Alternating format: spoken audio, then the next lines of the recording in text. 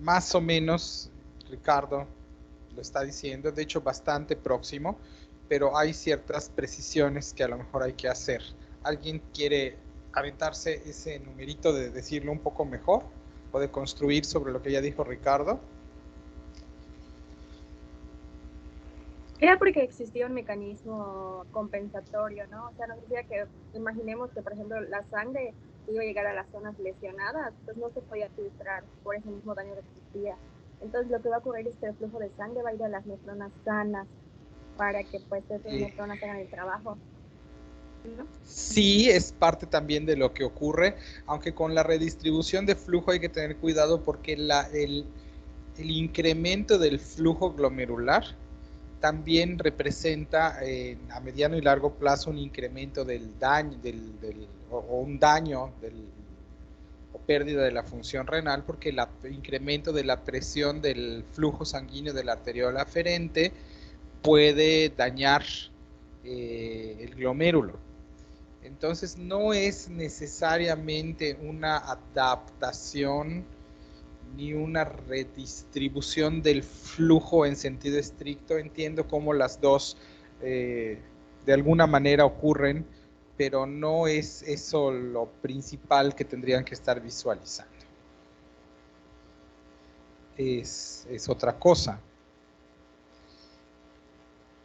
¿Por qué se puede donar un riñón?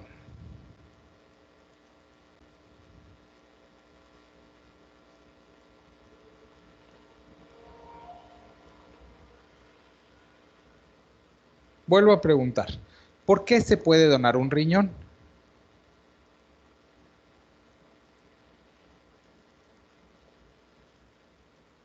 Gente,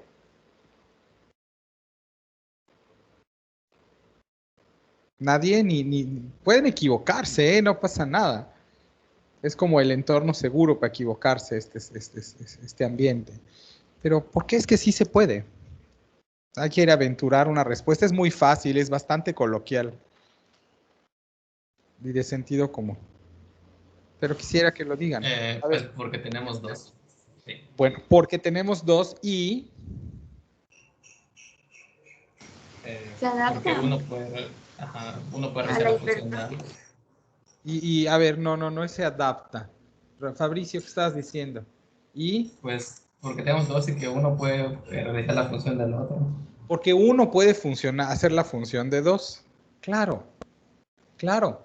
Uno puede hacer la función de los dos. Sí hay ciertos cambios adaptativos, sí es cierto que cuando tú donas un riñón, el otro, o te lo quitan por la razón que sea, el otro crece y de alguna manera, comillas, se adapta al hecho de ser riñón único. Yo tengo bastantes pacientes que solo tienen un riñón, porque cuando el paciente pediátrico llega con tumor de Wilms, que es un tipo de cáncer renal, pues generalmente el tratamiento es quitarle el riñón y luego darle quimio, ¿no? Pero quitarle el riñón. ¿Por qué? Pues porque tiene otro y entonces si te pones a tratar de resecar un fragmento del riñón, eso es problemático porque no hay un sitio claro de corte y entonces el riesgo, pero además como garantizas que estás dejando un límite quirúrgico sano, y entonces mejor y además qué función renal le queda y de qué tamaño estaba el tumor cuando lo diagnosticaste y así un montón de etcéteras que hacen que lo que tienes que hacer es quitar el riñón.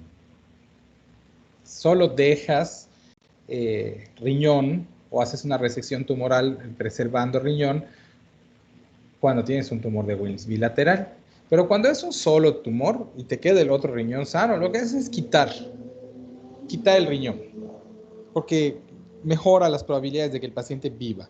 Por cierto que son altísimas para este tipo de cáncer, ¿no? Casi todos se curan. Bueno, cierto el caso es, entonces, un riñón es suficiente para cubrir la función renal desde el principio. Por eso de cambios adaptativos es adicional, pero desde el principio. Y cuando donas un riñón, desde el principio tu función renal, ahora sube un poquito la creatinina y luego al cabo de los meses o años vuelve a regresar al punto 7, punto 8 que te tocaba, pero no llegas a la disfunción renal. ¿Por qué? Porque con las nefronas que te quedan en un solo riñón te alcanza. De lo cual deducimos entonces que tenemos por lo menos, el doble de las nefronas que necesitamos. incluso más del doble de las nefronas que necesitamos. Porque con todo y eso, una persona de 40, 50, 55 años, los conozco, gente que ha hecho esto, dona un riñón. Eso quiere decir que se estima que la función renal del riñón que se le va a quedar es suficiente como para garantizarle una vida razonablemente larga y libre de problemas, ¿no? Porque no le vas a, no vas a solucionarle la insuficiencia renal a un paciente para transformar a otro en insuficiente renal. Y por otra parte, con que le pongas un riñón a un paciente con insuficiencia renal, lo sacas de la insuficiencia renal. Eso quiere decir, por todos lados, la evidencia es de sentido común, muy sencilla. Un riñón es suficiente.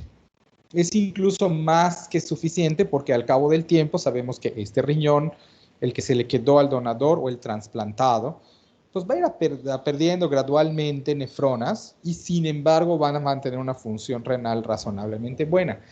Entonces, si yo puedo perder 50%, así de hoy para mañana, 50% de mi masa renal y mantener la función, entonces tengo un colchón de nefronas generosísimo, lo cual permite que yo a mis 50 años, no tengo, pero ya casi, empiece yo a perder cada año un 1% de mi masa renal y sin embargo llegue yo a los 80 o 90 con una función renal normal o razonablemente buena.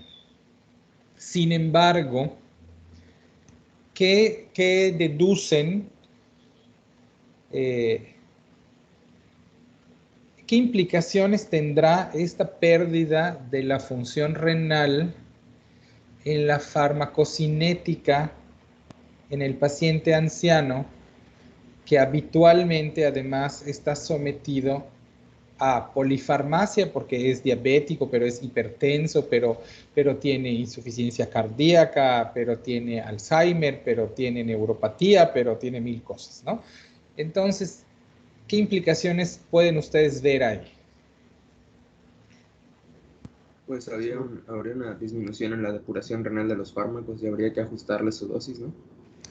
Habría un riesgo, lo que dijiste, pero sobre el riesgo, habría un riesgo de incremento de la toxicidad de los fármacos por disminución de la depuración y por lo tanto hay que vigilar, entonces todo está en posibilidad, hay que vigilar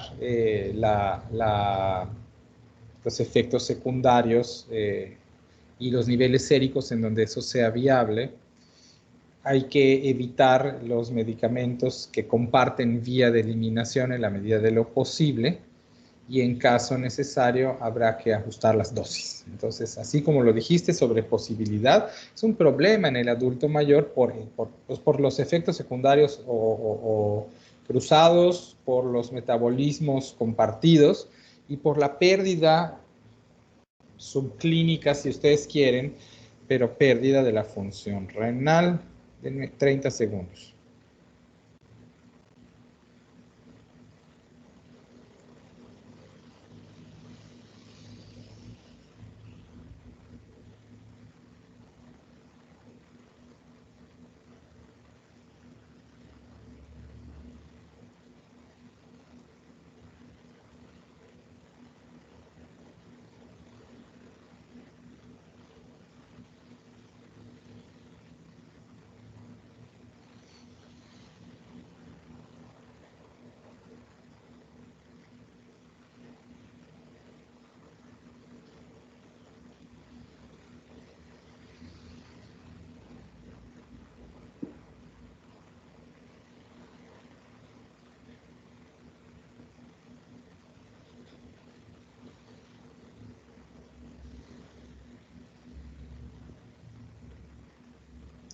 Bueno, perdón, una consulta de una dosis.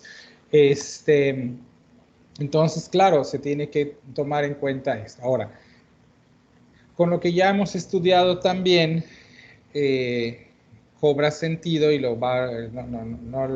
espero que lo vayamos a tocar en insuficiencia renal crónica hoy, porque fue un poco el encargo, pero en cualquier paciente, pero particularmente en aquel paciente que tiene problemas agregados o riesgos agregados de pérdida de la función renal, uno tendrá que ser muy cuidadoso, porque por ejemplo, si tú tienes diabetes o tienes hipertensión y tienes 70 años, pues entonces la probabilidad de que tengas pérdida de la función renal porque hayas perdido masa o número de nefronas o porcentaje de nefronas, estamos hablando de unidad funcional renal,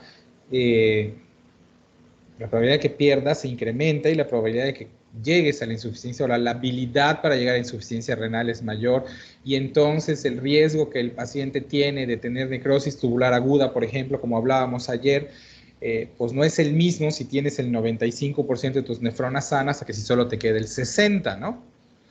Porque entonces ciertamente lo que usaron al principio habrá una redistribución del flujo renal y ciertos cambios adaptativos, pero entonces la disminución de la volemia le deja al riñón, que tiene poca masa renal restante, pues poco margen de maniobra para ajustarse, ¿no? Porque solo le queda el 60% de las nefronas, entonces todas están trabajando en capacidad y entonces en su máxima capacidad o cercanas a su máxima capacidad, y entonces si les comprometes el flujo, pues sí vas a tener mayor probabilidad de tener acúmulo de productos nitrogenados.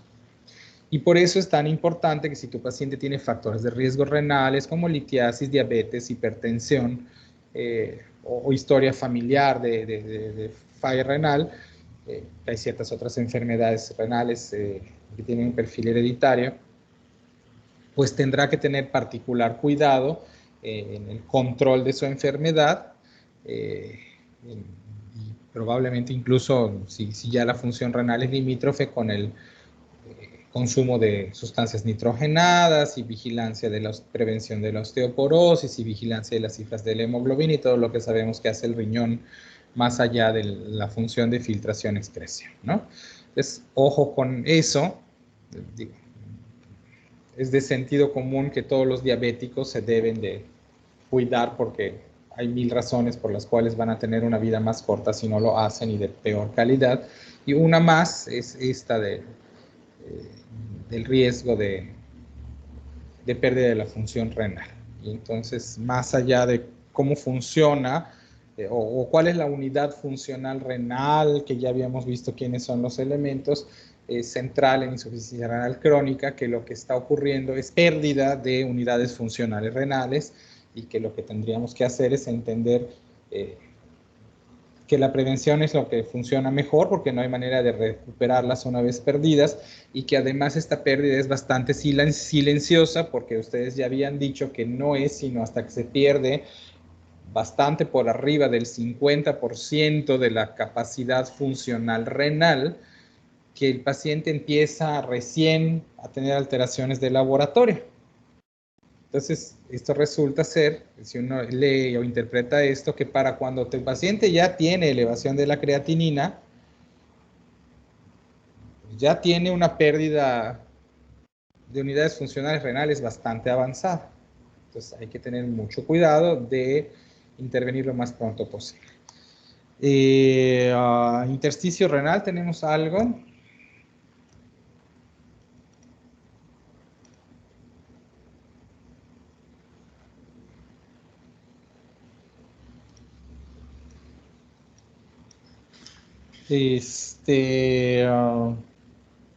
Andrés Solís es el otro que no está. Sí, doctor, me parece que no está en la reunión. Mala suerte.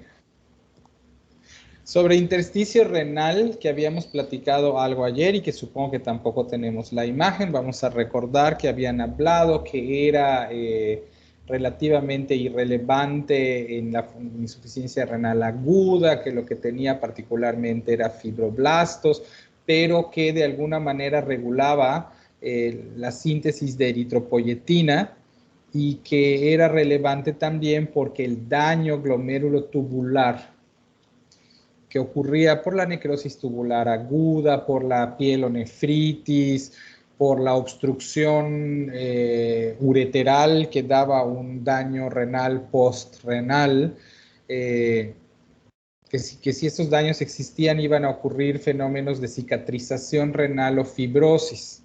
y que esto ocurría en el tejido intersticial y que al haber procesos de fibrosis por daño tubular había pérdida de unidades funcionales renales porque esto al obstruir los túbulos se perdían en forma ascendente pues toda la nefrona, ¿no? Y que esta fibrosis que ocurría en función del tejido conectivo que se encuentra en el intersticio renal es la que condicionaba de alguna manera perder la función y es lo que explica, o sea, tú puedes tener pérdida de la función renal porque tengas un daño vascular a nivel glomerular que te va a conducir gradualmente, como pasa en la nefropatía diabética o en la nefropatía hipertensiva, que te va a conducir gradualmente a la pérdida de la función renal porque pierdes glomérulos y por lo tanto pierdes todo lo de abajo.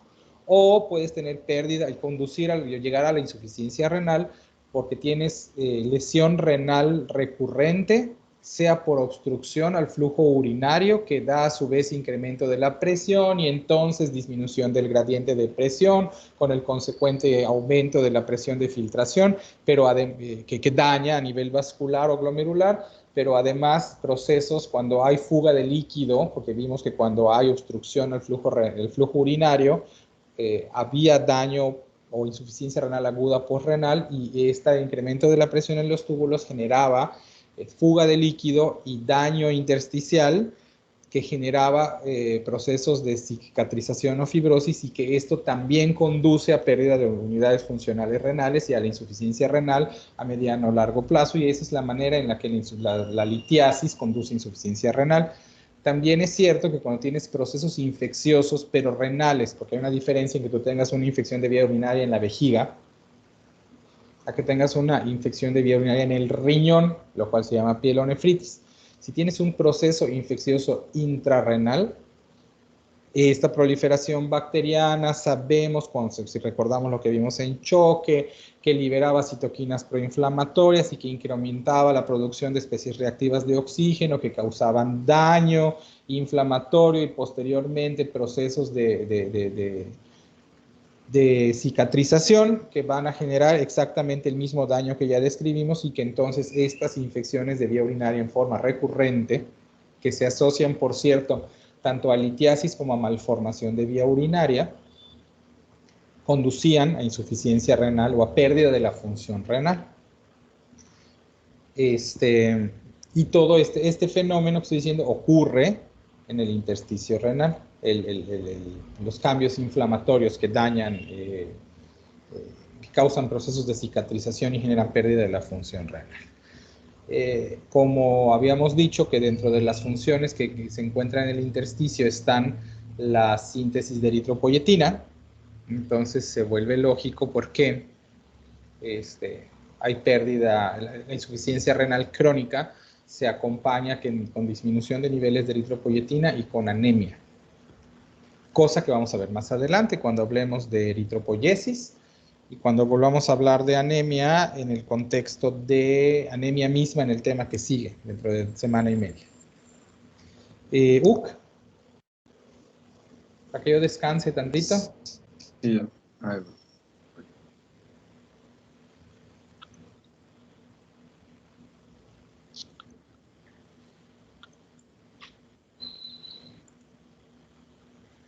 Bueno, pues aquí, de hecho, era lo que estaba comentando mi compañera Sheila.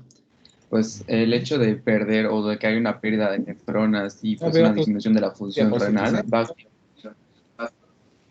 ¿no se ve? No se veía, ahorita te digo.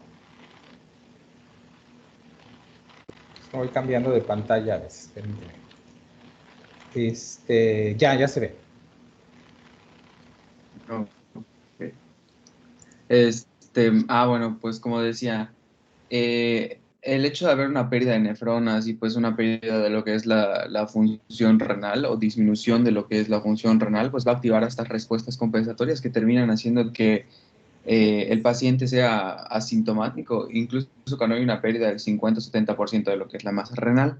Ahora, ¿cuáles son estas respuestas compensatorias? Pues efectivamente una redistribución del flujo sanguíneo hacia personas que pues se encuentran bien todavía, ¿no? Y esto va a hacer que aumente la presión hidrostática capilar y va a haber igual una vasodilatación de la arteriola aferente y esto va a causar una hiperfiltración a final de cuentas. Pero cuando aumenta la presión hidrostática capilar, puede lesionar los capilares. Detente ahí, porque estás tocando elementos bien interesantes. Lo de la redistribución, que yo me había peleado un poquito con el término, porque había más bien la pérdida de nefronas.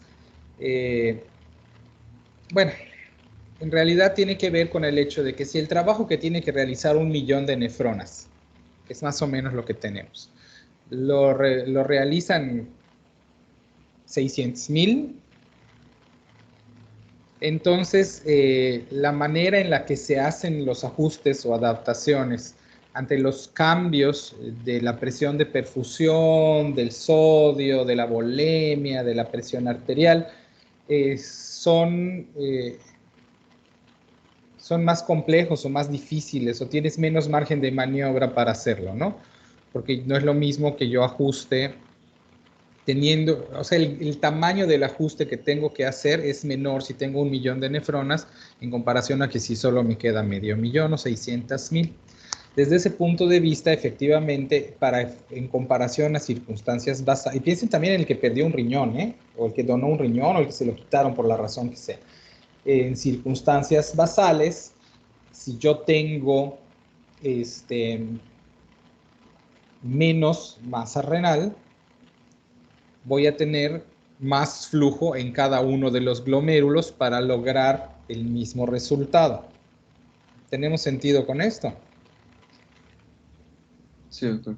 Pero si voy a necesitar más flujo sanguíneo para obtener el mismo resultado, esto solo se puede lograr dilatando la arteriola aferente y probablemente cerrando un poco la arteriola eferente para incrementar la presión de filtración, lo que efectivamente nos lleva a un término que tú mencionaste, que es la hiperfiltración. Pues la hiperfiltración no está exenta de problemas, porque si yo estoy hiperfiltrando, entonces eso también requiere un mayor trabajo de recuperación de los solutos importantes, lo cual representa también un cierto incremento del gasto energético, como ya vimos, porque entonces el transporte se realiza casi siempre acompañado de sodio, y el problema del sodio es que requiere de la actividad de la sodio-potasio ATPasa para poderse utilizar, lo cual requiere consumo de energía, que afortunadamente está compensado por el incremento del flujo renal, como ya mencionamos. Pero la hiperfiltración conduce a niveles bajos de sustancias nitrogenadas. ¿Por qué estoy diciendo todo esto? Porque si ustedes ven los niveles normales de urea y creatinina en el laboratorio, pues no son 45 o menos, y mientras menos mejor, y la creatinina no es debajo de 1.2, pero si tienes 0.1 está padrísimo. No funciona así. Tener demasiado poca urea o demasiado poca creatinina puede que no te represente un problema fisiológico, o sea, síntomas, pero sí está señalando que hay algo que no está muy bien. Tener un descenso o persistentemente la urea baja y la creatinina baja te señala que el paciente está en un estado de hiperfiltración. Y para que esté en un estado de hiperfiltración tienen que estar pasando cosas. Entonces a mí no me haría, afortunadamente yo veo niños, así que los niños generalmente no hacen esos problemas, pero pues así como que mucha felicidad, un paciente que tiene 0.1 de creatinina y 4 de urea, la verdad es que no, porque eso significa que está hiperfiltrando. ¿Y por qué está hiperfiltrando? Entonces es cierto que si uno se mete a la evolución de la nefropatía diabética o hipertensiva, antes de que tengas pérdida de la función renal y elevación de la creatinina, primero el paciente se va al lado contrario y primero hiperfiltra, y posteriormente es que se va a elevar la creatinina.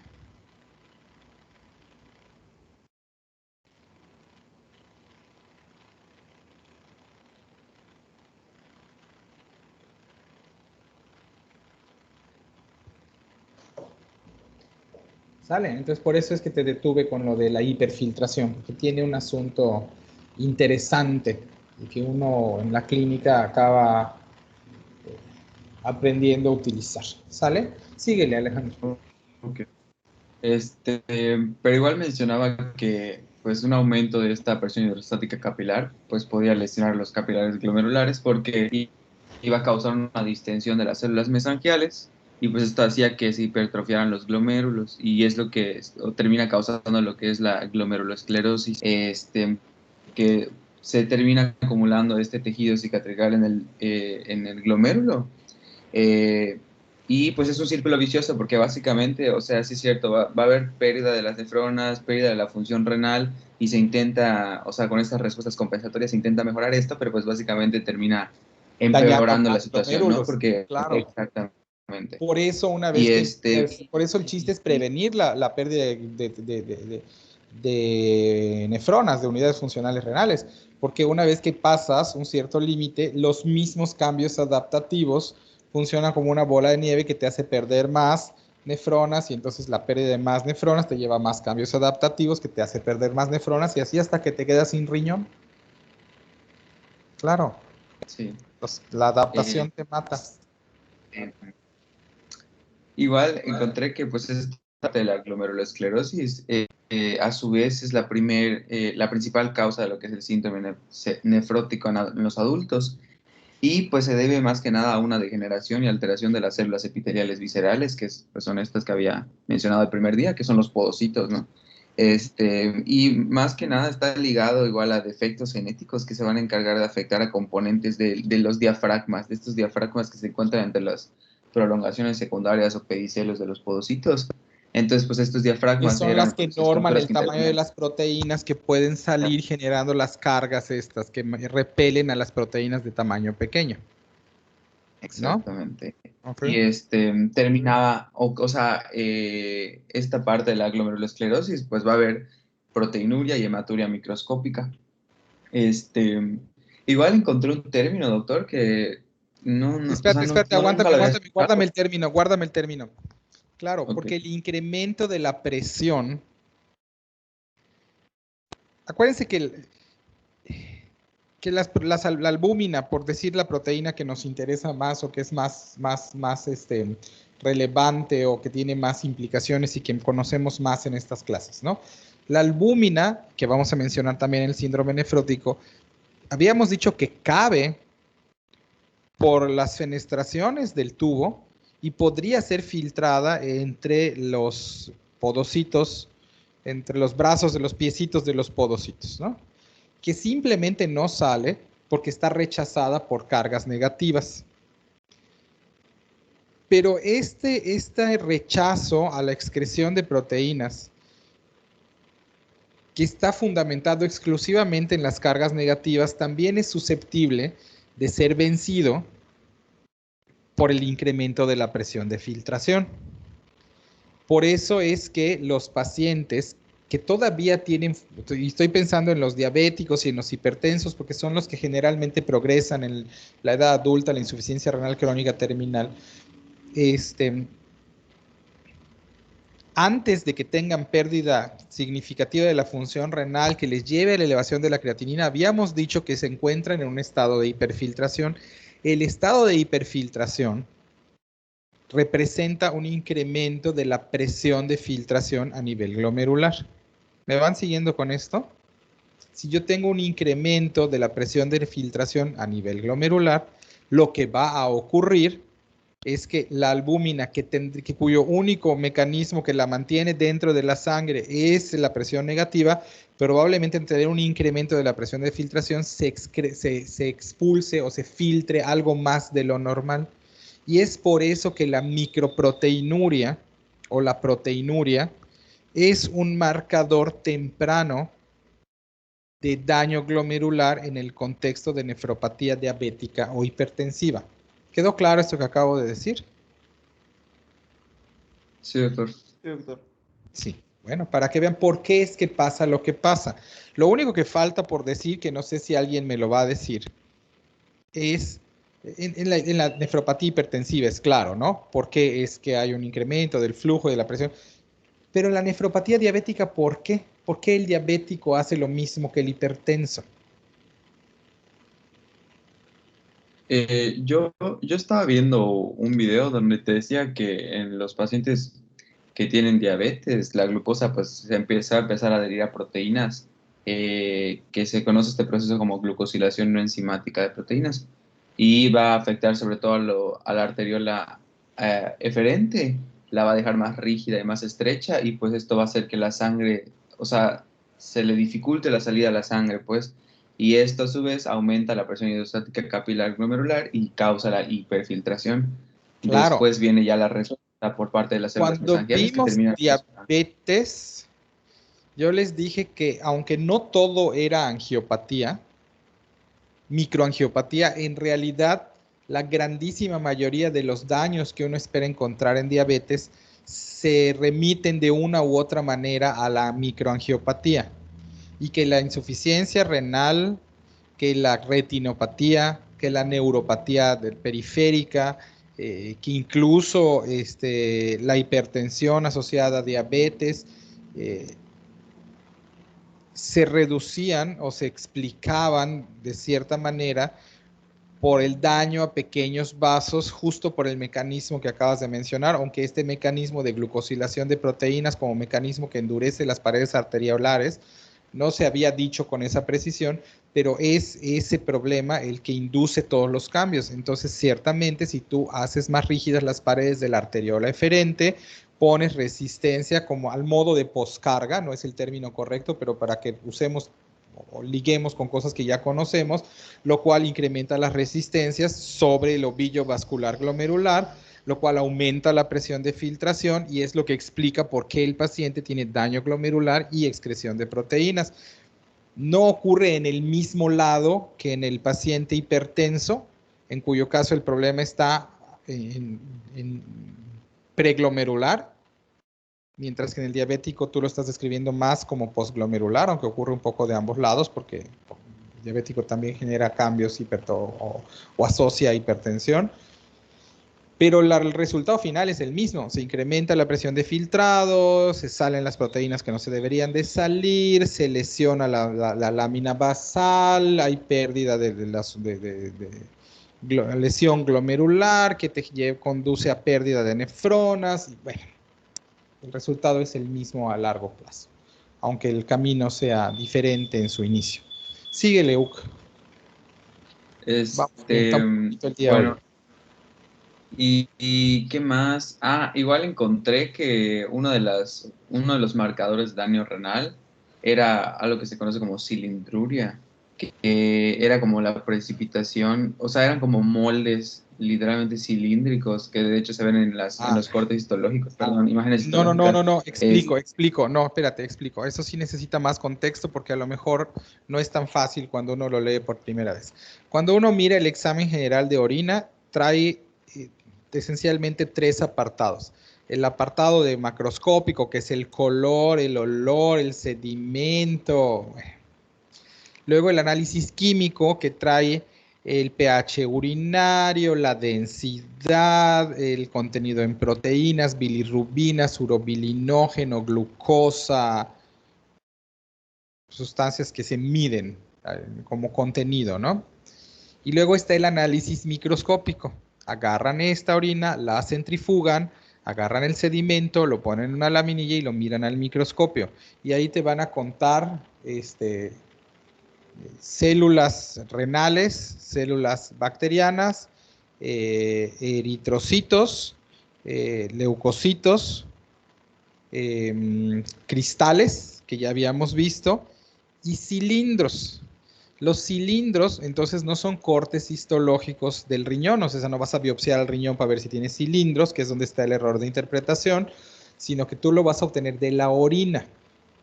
En muchos términos es un estudio citológico o citopatológico, pero se llama examen general de orina y lo hace un químico, ¿no? Y entonces, los cilindros en realidad son precipitados de proteína de Tamm-Horsfall, que ya nos habían mencionado, que se depositan sobre un núcleo específico. Y en función del núcleo sobre el cual se deposita la proteína, es el nombre que adquiere el cilindro, pero son cosas que se ven en el sedimento del examen de orina. Y puedes tener cilindros eritrocitarios lo cual te señalaría que hay un eritrocito que no tendría que estar ahí porque no se filtran los eritrocitos, pero por alguna razón se filtró y que se le depositó proteína, y eso habla generalmente de daño glomerular de tal magnitud que permite que los eritrocitos salgan, como pasa en la glomerulonefritis postinfecciosa que mencionamos ayer. Podrías tener cilindros leucocitarios, pero leucocitos no debe de haber en la orina, así que si los hay significa que tienes pielonefritis.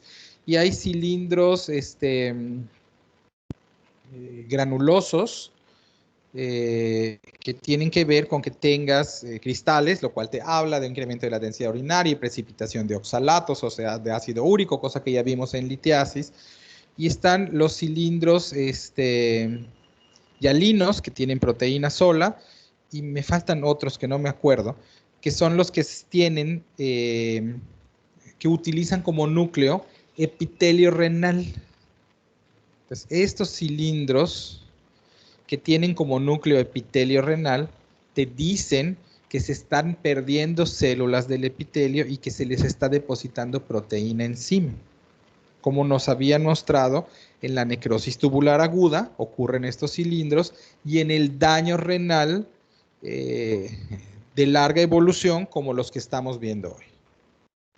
Entonces, eso es un cilindro en realidad. ¿Sale, Alejandro? Ok. Sí, está bien. ¿Queda claro para los demás? Sí, doctor. Ok, síguele, Alejandro. Vamos bien. Pues ya creo que eso sería todo. Nada más tengo una duda. O sea, en ambas partes, tanto en la hipertensión como en la diabetes, puede haber una, ¿cómo se llama? Glomerulosclerosis, ¿no? O sea, como respuesta, Sí. digo, porque... Ajá. Sí, porque la glomerulosclerosis ocurre porque tienes un incremento de la presión en el ovillo vascular glomerular. Ok. Lo que pasa es que la razón puede ser, me está llegando la sangre con mucha presión, o tengo dificultades para vaciar la sangre una vez que pasó por el glomérulo. En ambos casos la presión se incrementa y los cambios que ocurren en respuesta a eso son los mismos. Por eso te decía que el inicio es por lados diferentes, pero la consecuencia es la misma. Pérdida de proteínas, potencial salida de eritrocitos, cambios escleróticos del glomérulo, ruptura del glomérulo, cicatrización y pérdida de la unidad funcional renal. Perfecto. Sale. Entonces sería todo. Ok. Sheila.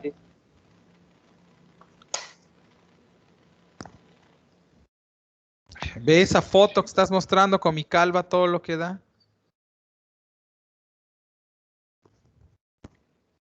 Me siento doctor, pues exhibido, bueno. Sheila. Aquí me centré más en pues mostrar, quizás puntualizar las consecuencias importantes que pues, nos iba a dar a estos niveles de los procesos pues, renales, ¿no? Porque pues bastante ya se ha hablado del proceso para que nosotros entendamos por qué nos estaría causando pues problemas con la filtración, la absorción y la secreción.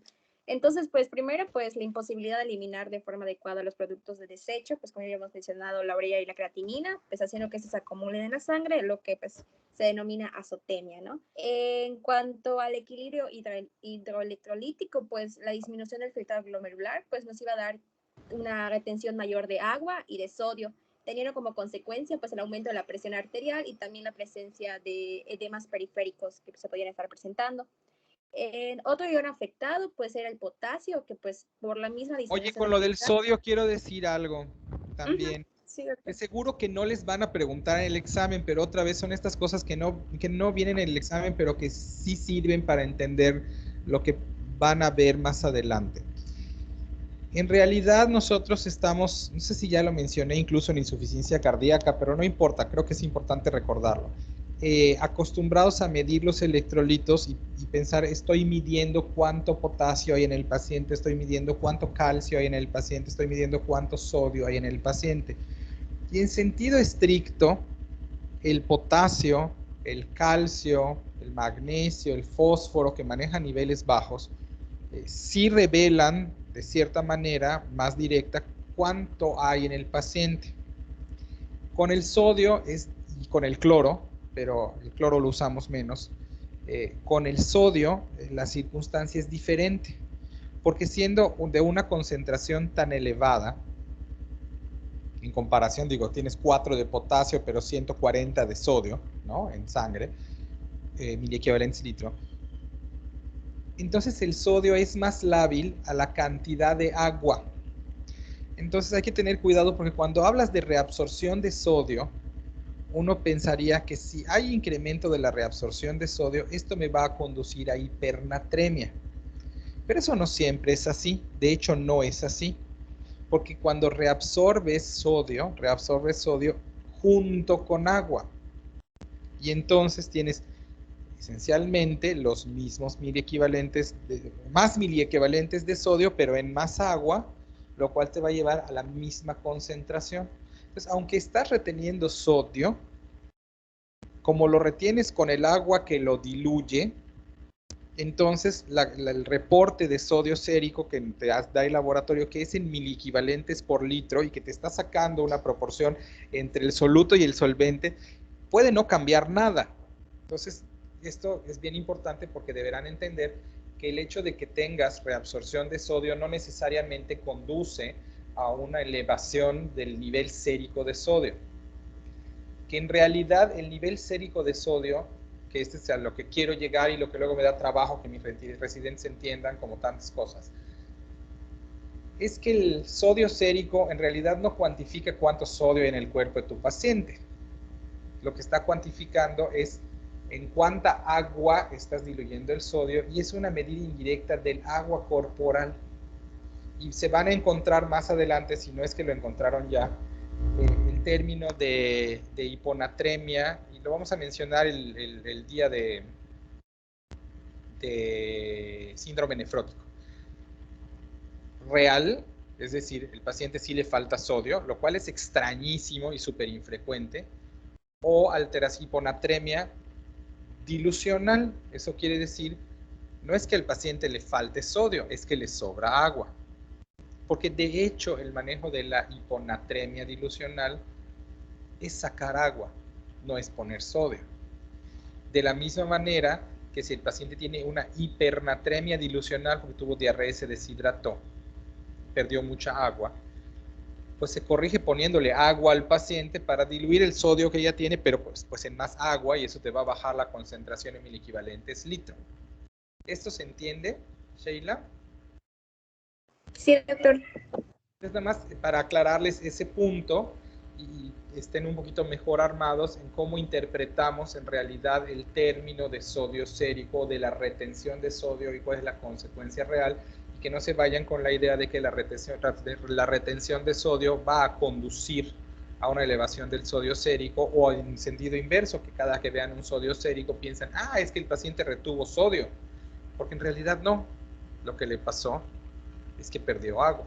Y es una interpretación que parece contraintuitiva hasta que entiendes realmente que no estamos hablando de sodio corporal, sino que estamos hablando de miliequivalentes litro, lo cual en la ecuación implica el diluyente y al soluto y a la relación que existe entre estos. Y mientras más elevada es la concentración normal del soluto en cuestión, más relevante resultan los cambios de agua en la modificación del valor. No sé si esto tiene sentido. Sí, doctor. Bueno, ok, síguele con lo que estás. Ok, en otro ion afectado pues es el potasio, que por esta misma disminución del filtrado pues nos daría una hiperpotasemia, de forma que su aumento pues va a causar debilidad muscular y afectaciones cardíacas. Con la capacidad del equilibrio ácido-base, pues este se va a ver disminuida en la secreción de hidrogeniones y también en la absorción de bicarbonato, y eso pues nos iba a dar como consecuencia la acidosis metabólica. Ahora, todo esto pasa porque faltan nefronas. Exacto, sí. No pasa la explicación más gorda es que faltan nefronas. También hay ciertos problemas que ocurren en función de los cambios adaptativos que ya mencionaron, pero esto es diferente de lo que pasa en la insuficiencia renal aguda, que es, oye, pero es que la presión tubular está incrementada porque tengo una falla posrenal. No, lo que pasa es que no me está llegando sangre suficiente. No es ese el mecanismo. El mecanismo es, ya no hay nefronas. Entonces, es inescapable el hecho de que a menos nefronas, más dificultad para excretar los hidrogeniones, más dificultad para excretar las sustancias nitrogenadas, y entonces te va a subir la urea y la creatinina en la misma proporción, porque el asunto no es dependiente de flujo. De hecho, ni siquiera en la misma proporción.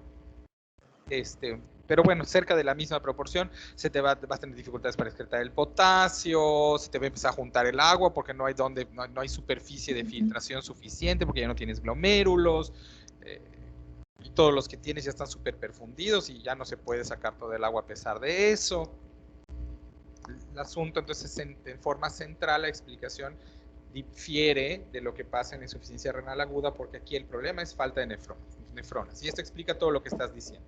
El edema, la hipertensión, la hipercalemia, la sobrecarga hídrica que nos va a generar edema pulmonar y la enfermedad cardíaca derecha, porque una vez que retiene suficiente agua, y habíamos dicho el mes pasado que el principal repositorio del volumen circulante era el sistema venoso, que contenía aproximadamente el 80% de la sangre total. ¿No es cierto? ¿Se acuerdan de eso? Y que como teníamos un proceso o una característica de ese sistema, o de los sistemas vasculares, que se llama capacitancia vascular, que permitía acomodar el exceso de agua de alguna manera, y que esto ocurría principalmente en las venas. Cuando tu paciente está en falla renal, primero apela a la capacitancia vascular para acomodar el exceso de agua que lo está acomodando en el sistema venoso. Pero como estoy haciendo esto y se sigue acumulando allá, cuando este sistema es superado van a ocurrir dos potenciales consecuencias. Bueno, varias, pero una es el acúmulo de agua empieza a afectar al sistema arterial, lo cual te lleva a hipertensión. Otra es el exceso de líquido contenido en el sistema venoso aumenta la carga de trabajo del ventrículo derecho y te puede llevar a manifestaciones clásicas de insuficiencia cardíaca derecha, que es edema periférico, hepatomegalia, reflujo yugular, y te va a llevar evidentemente a edema en miembros inferiores o a edema generalizado, porque si al incrementar la presión, cuando vimos las leyes de Starling, se acordarán de esto, al incrementar la presión en el sistema venoso se desequilibran las leyes de Starling y se dificulta el retorno del agua del intersticio hacia los capilares venosos, lo cual genera edema, que de alguna manera va a tener una mayor prevalencia en zonas de declive porque ya hay mayor presión hidrostática.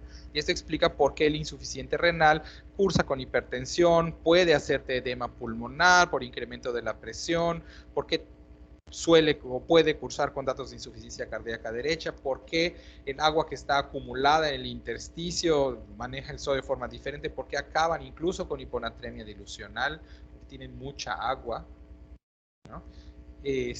¿Por qué tienen edema en miembros inferiores? Entonces, todos los porqués se explican acá, excepto el último que no hemos explicado todavía, es el que tienes abajo, que es el de hipotensión. Explícanos ese último, porque entonces el hipertenso renal y el hipertenso no renal que acaba con daño renal acaba por mejorarle la TA, pero cuando le mejora la TA y ya no requiere antihipertensivos es porque... Sí, es que, bueno, aquí nos mencionaba que pues, la renina también se iba a ver afectada, ¿no? Entonces decía que al inicio, cuando se está presentando en cierta forma la insuficiencia renal crónica, iba a haber un aumento de la renina, porque esta, pues recordemos que capta la disminución de este filtrado glomerular que estamos teniendo en las distintas, pues, nefronas, ¿no? Y esto nos iba a aumentar, por eso nos daba la hipertensión arterial, pues que también esto forma parte del círculo vicioso, pues, de la lesión progresiva, pues, como ya se había mencionado, ¿no? Entonces, para que tenses o hipertenses los vasos, uno de los mecanismos, además de los adrenérgicos, es la renina. Es la renina, ¿no? Entonces, que se produce en el riñón. Entonces, si te quedas sin máculas densas, porque no tienes glomérulos, y no puedes tener mácula densa si no tienes glomérulos, cuando te quedas sin glomérulos suficientes, pues ya no puedes producir renina, y entonces aquella contribución que hacía la renina a la tensión arterial inadecuada de tu paciente se pierde. Exacto. Claro. Sí. Y luego viene otro asunto que es bien interesante, que no sé si van a decir, que podría decir Erika, pero le voy a ganar ese término si es que lo trae, es los antihipertensivos cuyo mecanismo de acción está sobre el eje renina-angiotensina-aldosterona. tienen virtudes como protectores de la remodelación cardíaca, como todos los antihipertensivos, porque al disminuir la tensión arterial, obviamente haces que se disminuya la progresión de los cambios de remodelación, pero también son protectores de la función renal, porque en última instancia es el incremento del flujo sanguíneo de la arteriola aferente hacia el glomérulo el que genera la glomerulosclerosis, que te lleva a la pérdida de la función renal en el hipertenso. Entonces es una buena idea manejar un inhibidor de ECA, de enzima convertidora de angiotensina, porque entonces vas a modular esta respuesta adaptativa. Y nosotros ya habíamos dicho, la adaptación es la que hace, de alguna manera, contribuye a la progresión del daño renal. Entonces, si tú modulas la producción de renina, vas a limitar los fenómenos de hiperfiltración por hiperperfusión renal por la secreción de renina, y esto disminuye la velocidad de progresión del daño renal. Por eso, habitualmente, la primera línea de tratamiento en hipertensión, y fíjense cómo ahora estamos ligando un tema con el otro, es YECAS o ARAS, que son de la misma familia, sobre el mismo mecanismo, sobre el mismo proceso fisiológico, porque esto protege de mejor manera la pérdida de la función renal que, por ejemplo, hidralazina, ¿no? Porque la hidralazina te va a bajar la tensión arterial sistémica, pero no incide sobre estos mecanismos de regulación del flujo renal y probablemente te deje con fenómenos de hiperfiltración que van a hacer que pierdas función renal, y por eso es que te dicen, bueno, asocia dos antihipertensivos, aunque le des poquito losartán, ¿no? Porque con eso vas a incidir sobre los mecanismos compensatorios y de alguna manera dentro de 10, 15 o 20 años vas a tener una mejor función renal porque utilizaste medicamentos que, comillas, así se los dicen, son protectores de la función renal, pero ahora que ya estamos platicando de esto ya entendemos por qué es que son protectores de la función renal, ¿no? ¿Queda claro? Sí, doctor. Bueno, ok. ¿Algo más o pasamos con Erika? Y pues nada más mencionar que pues se disminuye también el eritropoyetina y el calcitriol, pero pues esos son temas posteriores para que estén compañeros. ¿Es correcto? ¿Y ya?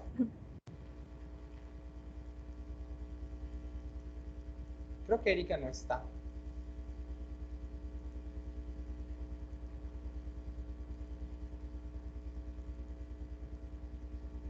No está, ¿verdad? Es que batallo con... No está. Pero no importa, ya hablamos de la presión de filtración y de cómo genera el daño renal en el insuficiente renal crónico.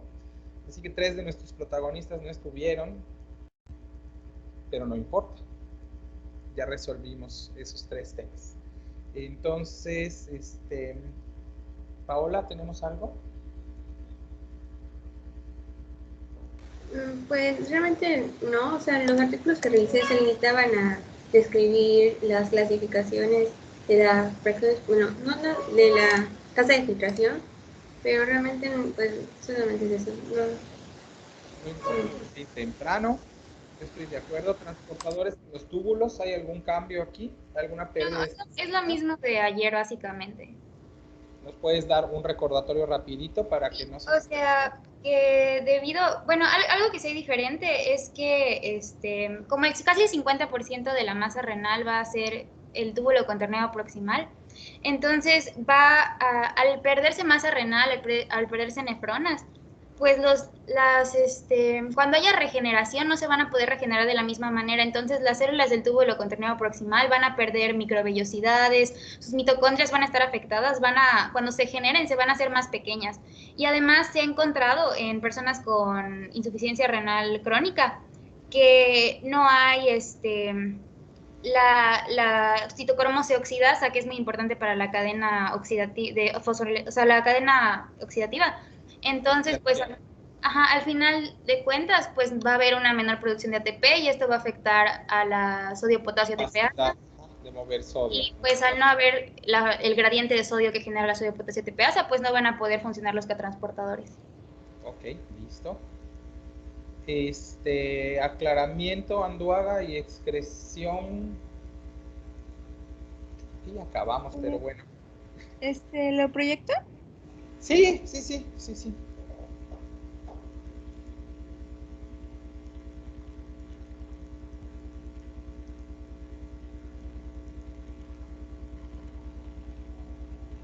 Voy, es que no sé por qué no quiero agarrar.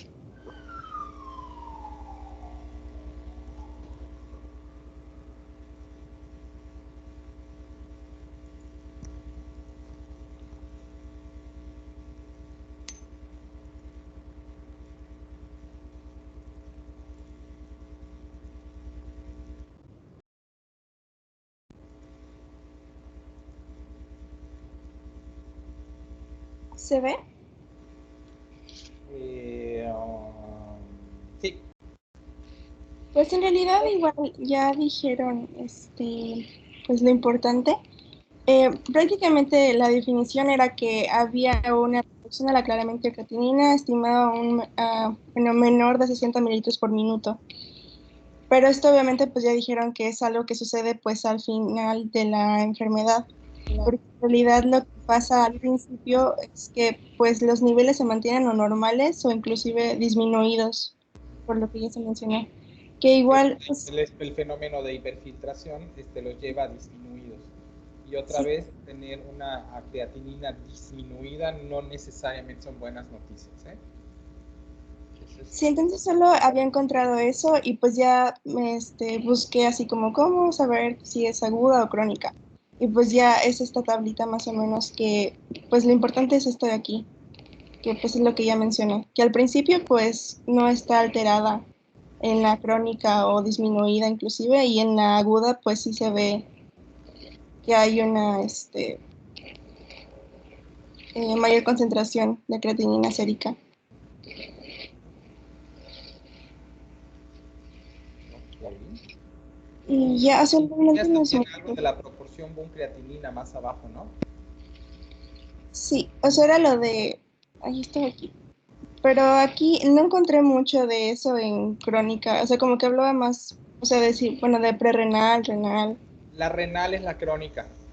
La renal es, la crónica, perdón, es una insuficiencia renal, real, renal, intrarrenal. Ok. Falta de glomérulos. Entonces, es claro, la renal tiene una, por eso había dicho, incluso el daño renal crónico tenía una proporción Bohm-creatinina diferente de no normal, sino incluso para el lado contrario, pues como puedes ver allá, menos de 10:1. Es decir, si un paciente tiene probablemente 400 de urea, pues son compatibles con 10 de creatinina, es más o menos la proporción, ¿no? O menos. Sube más la creatinina que la urea, mientras que en la prerrenal sube más la urea que la creatinina. Aquí vemos menos de 40. Y esto es cierto. Un paciente con 18 de creatinina que tendría que tener, ayúdenme, 18 por 40, 36, 700, 720. Un paciente con 18 creatinina tendría que tener 720 de urea, pero no pasa eso. Generalmente tiene 280, 300, 320. Entonces, en la insuficiencia renal crónica, el comportamiento es diferente de la insuficiencia renal prerrenal y del daño posrenal o de la función renal normal. Esta proporción, ratio, urea-creatinina o Bohm-creatinina, es ilustrativo acerca de qué es lo que está pasando con nuestro paciente, ¿no? En función de que, como habíamos dicho, la creatinina responde más lento y está el asunto de la secreción, entonces sube más la urea que la creatinina cuando el problema es falta de perfusión, pero cuando tienes problemas en donde ya no hay glomérulos, entonces el impacto es más en la creatinina que en la urea, porque finalmente la creatinina la teníamos que sacar toda, pero la urea solo teníamos que sacar la mitad, ¿no? Entonces, si lo quieren ver en sentido simple, entonces esta tabla es interesante porque ayuda a entender en dónde existe el daño. Bueno, en fin, proteínas.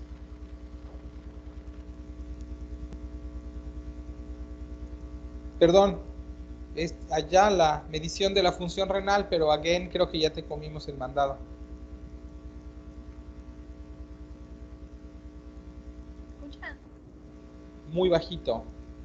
Sí, doctor. doctor, era lo de la filtración glomerular que dijo Monse, y de medición como tal, aparte de la tasa de filtración, no encontré nada más, así que puse como unas manifestaciones bioquímicas que se dan, pero no está directamente relacionado con mi tema, entonces no sé. O si aprendemos más, no nos ocupa espacio. Ok, solo puse como porque los valores normales y lo cómo se ve reflejado en esta enfermedad. Lo voy a proyectar. A ver.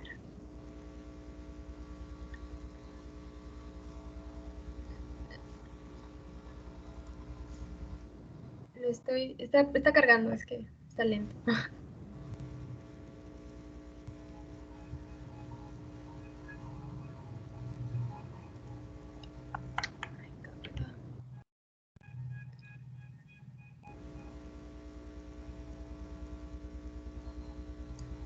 Está cargando.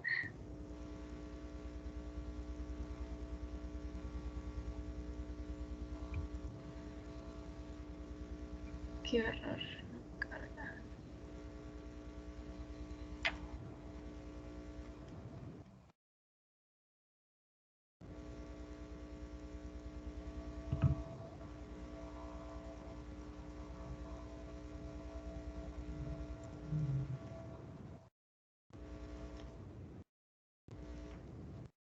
¿Me siguen escuchando? Es que no está cargando para compartirse. Pues explícanos si no puedes cargarlo. Okay. Bueno, en el texto que encontré, pues hablaba de la tasa de filtración glomerular, que fue 2,3 lo que explicó Monse, y también mencionaba las manifestaciones bioquímicas que tenía. Por ejemplo, decía que en la insuficiencia renal crónica, pues se podría presentar la hiperuricemia, que pues ya sabemos que es el aumento de ácido úrico, y lo que yo hice es como de que poner los valores normales y poner cómo si se encuentran aumentados o reducidos en esta patología. Por ejemplo, la hiperuricemia se encuentra aumentada. Y también se puede presentar hiponatremia de sodio, que esta se encuentra baja. Y igual decía que también se podía encontrar alta, o sea, eso tenía que encontrarse baja o alta, o sea, que no se encuentra valores normales. Pero actualmente se encuentra bajo el sodio en insuficiencia renal porque la retención de agua, como ya expliqué, diluye el sodio corporal. Y el sodio normalmente se reabsorbe todo en condiciones normales. Si tienes dificultades para excretar agua, se te va a condicionar dilución del sodio. Entonces, si sube el potasio, baja el sodio, sube el ácido úrico, la urea, la creatinina, baja el calcio. Sí, exactamente. Lo mismo pasa con el potasio y con el calcio. Igual pues decía que se pedía... No, el potasio sube. El potasio se eleva y también decía que se podía bajar, o sea, podía presentarse de ambas maneras. Eso decía, o sea, decía tanto hiperpotasemia como hipopotasemia. Pero es bien difícil la hipopotasemia en insuficiencia renal crónica. Y también nos mencionaba que un daño muy específico para que ocurra lo que estás diciendo. Y también decía que se elevaba el fosfato, o sea, que había hiperfosfatemia. Se eleva el fósforo, claro. Todo aquello que requiere excreción activa, y también hay acidosis metabólica y baja el bicarbonato, todo lo que requiere absorción activa, excreción activa se incrementa, y lo que es dependiente de reabsorción se disminuye, ¿no? Excepto el sodio, que lo que ocurre es dilución por reabsorción de agua, ¿no? Porque el bicarbonato, por eso, como no puedes juntar hidrogeniones, no puedes excretar hidrogeniones, ¿qué pasa cuando se te juntan los hidrogeniones que no puedes excretar? Pues necesitas utilizar métodos alternativos de neutralización o buffer. Y habíamos dicho cuando hablamos de sepsis que el bicarbonato era uno de estos tampones buffer o neutralizadores, que lo que hacían es que se apareaban con el hidrógeno para transformarse en ácido carbónico, y cuando llegaba al pulmón se quedaba como CO2 y agua. Entonces, si no puedes hacer excreción de hidrogeniones, vas a tener problemas, ¿no? De consumo de bicarbonato. Síguele. Igual puse una tablita que consideré importante. Era lo de la enfermedad renal. Eran creo que 5. Ay, ¿me escuchan? Se atora esta cosa. ¿Me escuchan? Se te medio corta, sí. Pero... Bueno, ¿me escuchan? Sí, que tenías una tablita. Igual puse una tablita que consideré que era importante, que trata en relación con la tasa de filtración glomerular, que habla de los estadios, que son 5. Y pues decía que, o sea, tenían valores, ¿no? superior a, o sea, 90 o superior en la tasa de filtración glomerular, pues decía que la función renal es normal o casi normal. Y el peor, o sea, el estadio 5, decía que tenía que ser menos de 15 la filtración, la tasa de filtración glomerular, que era insuficiencia renal. Y pues igual los Y ya considero habíamos importantes, pero no me dicho que esta índice o tasa de filtración glomerular se podía calcular directamente con la excreción de creatinina en orina de 24 horas, cruzada con el peso y la talla del paciente y la creatinina sérica, y con eso sacabas, hay una fórmula para que saques la tasa de filtrado glomerular que te permite categorizar al paciente efectivamente en 5 categorías de falla renal, en 5 categorías de función renal, desde función renal normal hasta falla renal terminal. Falla renal terminal es aquella que requiere diálisis porque el paciente se te va a morir si no lo haces, ¿no? Y luego tienes la estimación de la función renal basada exclusivamente en peso, en talla del paciente y creatinina sérica, que es el índice o fórmula de Schwartz, que es más sencilla pero menos precisa y que te permite llegar a las mismas suposiciones. ¿Para qué utilizamos eso? Bueno, para saber en qué etapa se encuentra la pérdida de la función renal, pero también muchos de los ajustes de los fármacos dependientes de excreción renal se realizan a partir de cuál es el grado de función renal residual. Si yo tengo un paciente que se encuentra en 2 o 3 de CADIGO, es CADIGO, ¿no? KDIGO, ¿no? Sí. Entonces tengo cierto ajuste. Entonces no es solamente quítele o no lo ponga, sino a veces te dicen, si el paciente está de aquí a aquí de filtración glomerular, entonces en vez de que dé ustedes el medicamento cada 8 horas, se lo da cada 12. Pero si está de aquí a aquí, se lo da cada 24, y si está de aquí a aquí, se lo da cada 36, y si está de aquí a aquí de función renal, de índice filtrado glomerular, perdón, o depuración de creatinina, entonces se lo da cada 48. Y esa es como la utilidad práctica de que ustedes conozcan estos métodos de estimación directa e indirecta de la función renal o de índice de filtrado glomerular o depuración de creatinina, que es la medición habitual de la función renal. Se puede hacer también, por ejemplo, con gammagrafía, pero simplemente no es práctico, ¿no? Para que ustedes sepan que existen estas estrategias para ajustar los medicamentos y limitar la toxicidad farmacológica en el paciente que tiene pérdida de la función renal. ¿Sale? Esta tabla sí está muy buena, ojalá la puedas compartir. No cargan esta cosa, pero el lunes en la siguiente clase la puedo mostrar. Sí, claro, la puedes mandar al chat o lo que fuera, no pasa nada. Proteínas. Aranda. Sí, sí tengo información, pero prácticamente pues ya, doctor, tampoco No lo quise importa, interrumpir. vamos a ver, repite, la repetición genera el aprendizaje. Bueno, ahí voy. O sea, básicamente pues ya lo vimos, solo es como que un ligero repaso.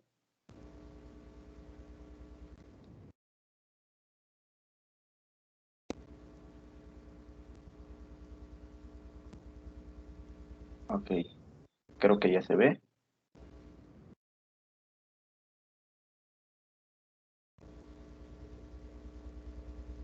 ¿Ya se puede ver?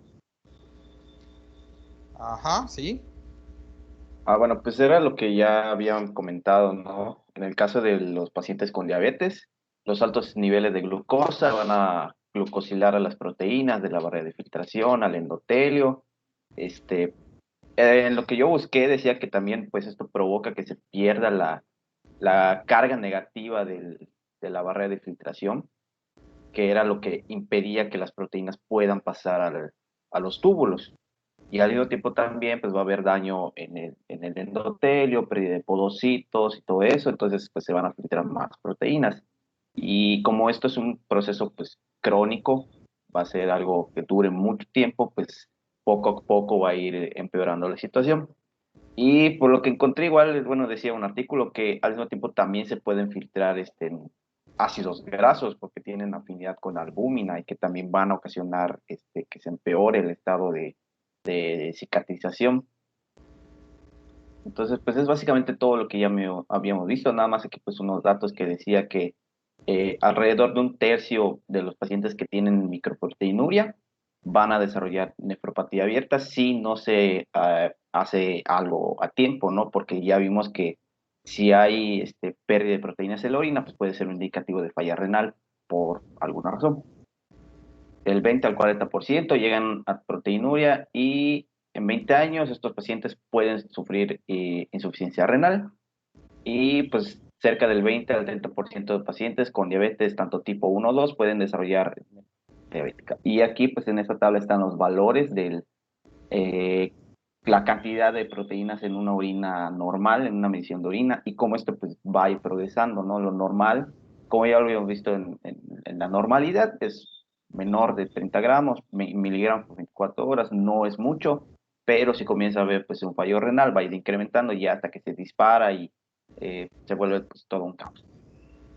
Y luego esto es lo que hace relevante que uno haga detección temprana de diabetes e hipertensión, porque el paciente normalmente no se da cuenta que está diabético, sino hasta que se le infecta su dedo, o deja de ver bien, o le duelen los pies, o hace cetoacidosis, o hace estado hiperosmolar, ¿no? Si no le pasa eso, pues está difícil que se dé cuenta que está diabético. A veces empiezan a tener pérdida de peso no intencional, pero la verdad es que si a mí me pasa eso, yo no me estudio hasta que llegue a mi peso ideal y mientras voy a seguir diabético, ¿no?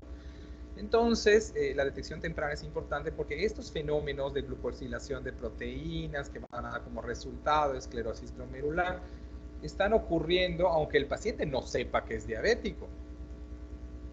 Entonces, por eso hay que averiguarlo, hay que irlo a buscar, porque si se entera puede hacer algo al respecto y si no, como bien dices, pues va a acabar con insuficiencia renal por nefropatía diabética sin saber que es diabético. Y entonces decir, hombre, ¿cómo si la nefropatía diabética tarda 20 años en ocurrir y mi tío se diagnosticó hace un año? Pues sí, pero estaba diabético hace 18 y no lo sabía, pero diabético estaba y los cambios estaban ocurriendo. ¿Se dan cuenta de la importancia entonces de la identificación temprana y de que el manejo integral de la diabetes no se reduce a tener una cifra de glucosa satisfactoria? Requiere que nosotros entendamos todos los daños que ocurren en los otros órganos para que hagamos e instalemos medidas terapéuticas justificadas derivadas a limitar este daño. Ahora, la mejor limitación del daño renal en diabetes pues es el control glucémico sostenido, porque si el paciente tiene una glucosa normal en forma sostenida, porque se está tomando su metformina religiosamente o porque se pone su insulina como se la tiene que poner, pues entonces no hay exceso de glucosa, y si no hay exceso de glucosa no hay glucosilación de proteínas, y si no hay glucosilación de proteínas, entonces no hay esclerosis glomerular, entonces no hay pérdida de proteínas, entonces no hay pérdida de la masa renal. Entonces, en última instancia, el control metabólico del diabético o el control de cifras tensionales en el hipertenso da como resultado protección de la función renal a mediano y largo plazo. Más allá de lo que haga o no haga un IECA para prevenir el daño, para proteger al riñón, la mejor protección es el control de la enfermedad primaria o subyacente. ¿Sí? Claro, tiene sentido esto, ¿no? Sí, sí, doctor. Eritropoyetina. Bueno, doctor, bueno, nada más lo de igual de hipertensión, que ya lo comentaron, que igual, o sea, uno de los artículos que leí decía que el peor enemigo o las peores compañías que puede tener un diabético sería hiperglucemia e hipertensión, porque pues puede conllevar a muchos daños. Sí, imagínate, la hipertensión en el diabético hace que tengas un daño glomerular a dos fuegos, porque por un lado tienes incremento de la perfusión glomerular y por el otro lado dificultad para el drenaje. Entonces eso no está padre, ¿no? Pues no. Sí, y pues básicamente pues es todo, ya los demás ya lo dijeron y sería todo. Ok. Pues de eritropoyetina es casi lo mismo, lo único que le agregué, o sea, no es parte del riñón, pero igual contribuye a la anemia, en este caso, sería lo que es el hierro. No sé si quiere que lo proyecte. Sí. Ok, ahí voy.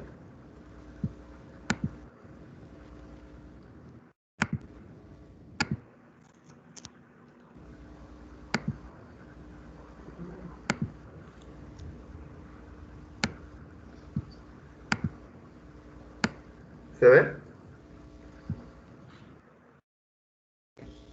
Chance. ¿Sí? Ok. Bueno, pues como ya había mencionado el doctor, pues una falta o una deficiencia o una pérdida, mejor dicho, de la función renal y a su vez de la masa renal, pues va a provocar una deficiencia en la síntesis de eritropoyetina y así pues esto va a provocar pues anemia, ¿no? Porque pues ya no hay tantos eritrocitos en la sangre. Eh, y también algo importante, aquí en esta imagen se puede ver, es el hierro. El hierro es muy importante porque, pues como sabemos, va a ser parte de la hemoglobina, ¿no? Para que se pueda, pues, adherir el oxígeno y pues se haga todo lo que ya conocemos. Entonces el hierro, rápidamente, cuando el hierro está en el intestino, se va a unir a una proteína, la apoferritina. Entonces, esta va a ser liberada del hígado y va a venir de la bilis. Y cuando se une la apoferritina y el hierro, va a formar la transferrina. Y esta se va a absorber en el plasma. Y bueno, aquí puede tener varios destinos, pero lo que nos importa ahorita es que la transferrina se va a lo que es a los receptores en las membranas celulares de los eritroblastos, en la médula ósea. Entonces, pues esta transferrina que se va a la médula ósea junto con la eritropoyetina va a potenciar la síntesis pues, de eritrocitos.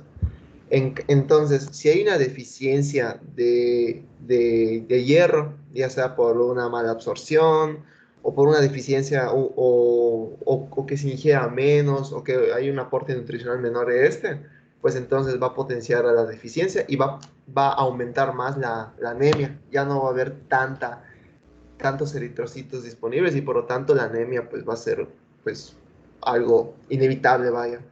Ahora, que es para la clase o el tema que sigue, lo de la transferrina es una cosa bien bonita, porque la transferrina va a estar más o menos saturada de hierro en función de cuál es la cantidad de hierro disponible en el paciente. ¿Ok? Y como tú bien señalaste, para que se pueda sacar del intestino al hierro hay que ponerlo en la transferrina. Pero si la transferrina está saturada, entonces el hierro no se absorbe. Y es importante porque el hierro en exceso se deposita en el hígado y en médula ósea y causa falla medular y causa hemosiderosis, que puede llevar a insuficiencia hepática. Pero hay un mecanismo de protección en este sentido porque tú puedes tomar hierro alegremente y si tu transferrina está saturada, pues no lo vas a absorber, lo vas a evacuar. Mientras que si te falta hierro, la absorción del hierro de la dieta es mayor porque hay más transportador disponible.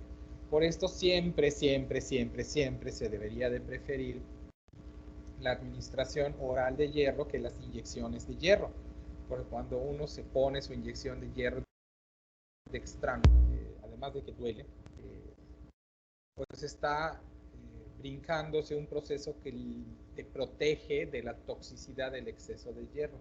Así que si ustedes tienen parientes que les encanta inyectarse hierro porque se sienten débiles, la verdad es que están conduciéndose hacia el daño hepático porque están superando un mecanismo protector. A menos que tengan una deficiencia probada de hierro, y habría que ver por qué la tienen,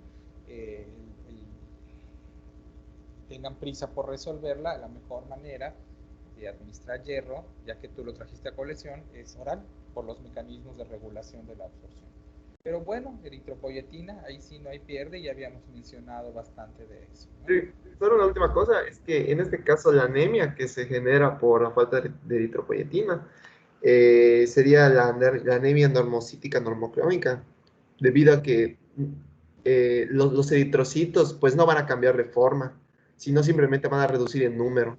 Te lo voy a explicar y vamos a comer algo de la clase de la semana, pero del tema siguiente, pero en realidad estos índices eritrocitarios que son la citosis y la cromía, que te dicen microcitosis o macrocitosis o normocitosis y hipocromía, hipercromía o normocromía, tiene que ver la citosis, este término no lo vas a encontrar, pero así es como lo he explicado siempre que doy estos temas, que los doy mucho, porque veo leucemias.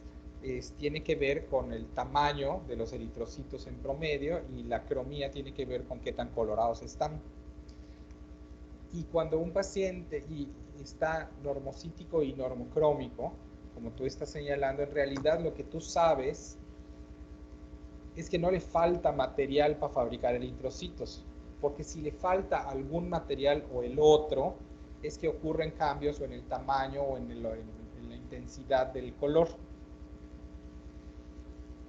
En cambio, si tiene material suficiente, pero está anémico, eso quiere decir que lo que falta es la señal o los fabricantes. Entonces, cuando tú ves una anemia, te voy volteando la tortilla, cuando tú ves una anemia normocítica, normocrómica, tú tendrías que decir, o a este paciente le falta eritropoyetina, o este paciente tiene un problema en la médula ósea, por lo cual no está haciendo hematopoiesis. Y son las únicas dos explicaciones de anemia normocítica, normocrómica. Ya que lo trajiste, pues vamos a avanzar. ¿Sale? Metabolismo mineral, para que nos vayamos, nos queda ya poquito tiempo.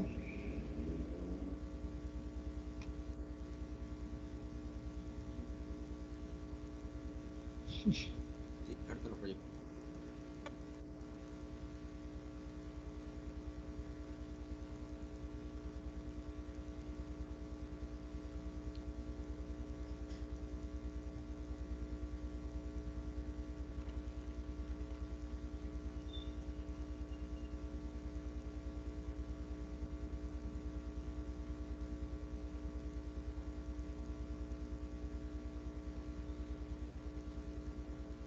Ándele, dispare, doctor. Ok, pues algo que encontré es que puede haber, en cuanto al metabolismo óseo, puede haber como que dos alteraciones. Lo que se denomina osteodistrofia renal, que esto se va a dar cuando la tasa de filtración glomerular está por debajo de los 60 mililitros por minuto. Y esto se va a referir específicamente a las alteraciones en la morfología ósea, o sea, como que directamente en el hueso. Ya cuando está más avanzado, se conoce como enfermedad mineral ósea, que es cuando la tasa de filtración glomerular está por debajo de los 15 mililitros por minuto. Y ahí son, además del hueso en sí, son alteraciones sistémicas del metabolismo óseo en general, y es donde se encuentran las anormalidades en los niveles de calcio, fosfato, de la paratormona o de la vitamina D, pues las alteraciones en la remodelación, mineralización del esqueleto, y algo que encontré, lo de las calcificaciones vasculares o en otros tejidos blandos, que pues se puede encontrar tanto en los ojos, en las arteriales son las más comunes, o las que ponen, por decir así, en riesgo la vida, y las cartinosas periarticulares. Bueno, pero pues, ¿cómo es que sucede pues, todo esto? Pues como ya mencionó, por ejemplo, Sheila dijo que iba a haber disminución del calcio tiroideo, pues porque obviamente va a haber masa renal disminuida. Pero además, otro factor importante es que en el enfermo renal crónico se va a encontrar un aumento del factor de crecimiento fibroblástico número 23. En todos los artículos que leí mencionaban esto, no mencionaban el motivo por el cual este factor se elevaba, pero pues ese es como que un hallazgo como que demasiado común en el enfermo crónico.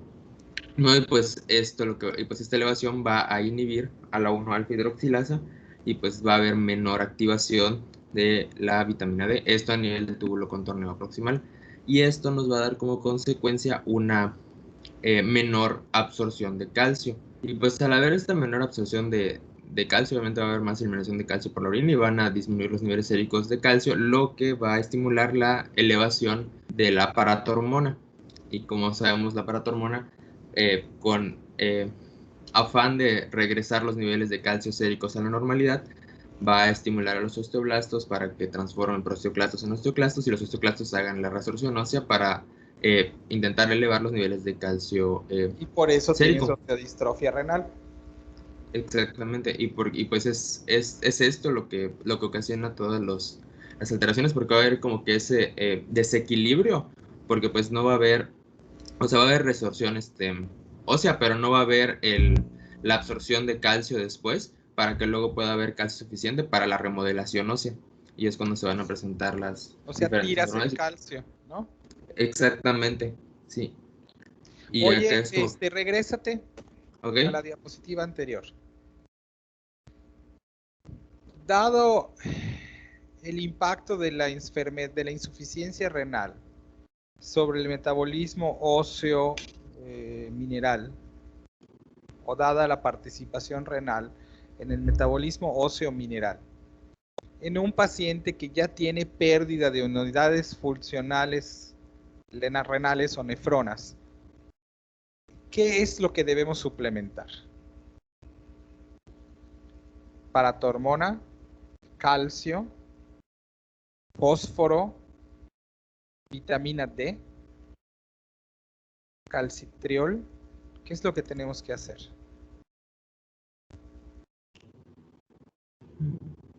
Pues yo diría que, o sea, como el desbalance está en la, o sea, porque por decir la paratormona se va a elevar y eso puede conducir incluso a un hiperparatiroidismo secundario. Y pues, no, o sea, creo que si se le da más paratormona podría ser hasta perjudicial. Podría ser tal vez o sea, con calcitriol, porque pues lo que va a estar fallando es la activación en sí de la vitamina D. Muy bien, muy bien. Esto, para que calen y vean por dónde va la cosa, es un ejemplo de una pregunta que yo construiría en el examen. Así tal cual, considerando el metabolismo óseo mineral y la participación del riñón en este, y viendo, y en el contexto de un paciente que tiene pérdida de unidades funcionales renales, en el contexto de insuficiencia renal, que es el tema que nos ocupa, ¿qué harías para disminuir el riesgo de osteodistrofia renal? Y se contesta, ¿no? No necesitan sabérselo, pero si conocen esta diapositiva y entienden cuáles son los mecanismos, se deduce que la respuesta es calcitriol, ¿no? Y el calcitriol lo estudiamos, la vitamina D la estudiamos, la activación de la vitamina D la estudiamos, la elevación de la paratormona la conocemos, la razón por la cual el calcio está bajo la conocemos, porque hay un problema de reabsorción de calcio, ¿no? Entonces, ven, para que no piensen que está tan horrible, les va a pedir en muchos sentidos razonar. No es de memoria, no es un, ojo con esto, se los voy de una vez para que se vayan haciendo la idea, no es un examen de memoria, es un examen de aplicación de conocimiento, en donde lo que ustedes tienen que hacer es razonar, suponer, predecir, analizar, sacar conclusiones, ¿sale? Y pues nada, ¿algo más que nos quieras decir? Ah, sí, la diapositiva que sigue, porque te interrumpí. Nada más era como un pequeño esquema que o sea, que encontré en el libro, pues que resume más que nada eso y pues menciona o sea, como que las enfermedades más comunes, y en los artículos que leí decía que la más común es la ostitis fibrosa quística, ¿no? Que sigue como que toda la cadena de eventos que acabo de explicar o sea, con la deficiencia de calcitriol, la deficiencia de la reabsorción de calcio y la elevación de la paratormona, que pues termina con una resolución ósea elevada. Y pues nada más traje puse unas imágenes de pues cómo se ven algunas de las enfermedades. La mejor manera de entender esto es cuando uno tiene enfrente radiografías normales, ¿no? Porque a lo mejor si uno no ha visto muchas radiografías, pues no sabe qué es lo que está mal ahí. Es decir, yo sí las veo y digo qué placas tan horribles, ¿no? Pero no sé si tus compañeros pueden hacer eso. Entonces, cuando son como consejos o pistas para el futuro, ¿no?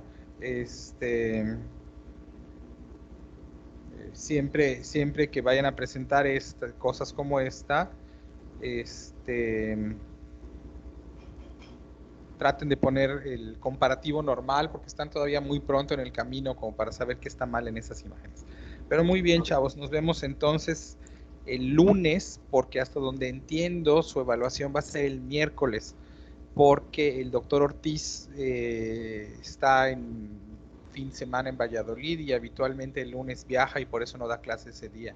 Entonces terminamos el lunes y voy a pedir que su presentación de póster sea, ya que me avisen, sea miércoles, jueves o viernes, pero no va a ser el lunes. ¿Sale? Doctor, ¿y hasta cuándo tenemos para subirlo a la plataforma? hasta el domingo, como estaba puesto, hasta el, no, sí, el viernes. ¿Cuándo dice? Lo dice la plataforma. No me lo sé de memoria. Sí, dice que es el domingo A 23. medianoche, el 23 de mayo. Ok. Y igual el doctor Ábalos nos va a evaluar. No, Ortiz les va a evaluar. Ah, Acuérdense que van a tener una evaluación por cada uno de los 3 profesores ok. para que nos garanticemos que a todos les toquen todos los profesores y no sea que a un grupo le toque el profesor severo y al otro le toque el barco, ¿no? Entonces mejor a todos les tocan todos. Ok, doctor. Está bien. Malvado plan. Pues sí. ¿Qué más? Bueno, ya está. No, pues no importa, Ortiz es el más benévolo de los 3, así que ahora les va a ir muy bien. No es que les haya ido mal en el anterior, pero les va a ir todavía mejor, espero. ¿Sale? Acuérdense del formato. El formato. Yo se lo dije a los otros grupos, pero no a ustedes. Arriba, con su título, los autores. Esta es una presentación estándar de carteles. Habitualmente apellido, nombre, ¿no? O apellidos iniciales, como quieran. Y abajo a la derecha en un cuadrito en letra pequeña, las fuentes consultadas, las referencias de donde sacaron la información. ¿Ok? Entonces, el nombre de su cartel, los autores arriba, el contenido como lo hayan desarrollado, que generalmente estaba bien, y abajo a la derecha un cuadrito en donde van a poner las referencias consultadas. Referencias 1, 2, 3, 4. Ya está. Ok, doctor. Está bien. ¿Sale? Gracias. Bueno, lunes. Hasta luego. Gracias, doctor. Hasta lunes.